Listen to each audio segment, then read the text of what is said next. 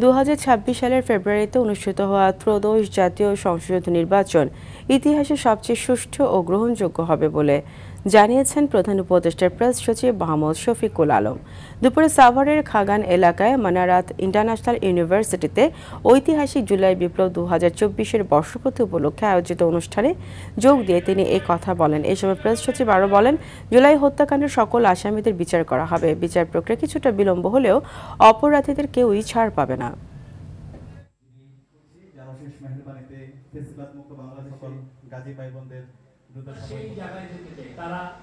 আমরা চাই যে বাংলাদেশে ফেব্রুয়ারি যে ইলেকশন আসছে, বাংলাদেশের ইতিহাসে সবচেয়ে ফ্রি, ফেয়ার এবং উৎসবমুখর ইলেকশন হোক। আপনারা সবাই ইলেকশনে ভোট দিবেন, আপনার প্রার্থীকে বেছে নিয়ে যে প্রার্থী আপনার শহীদদের সাথে, যারা শহীদদের আমানতের যারা জ্ঞান করবেন, তাদেরকে ইলেক্টেড করবেন।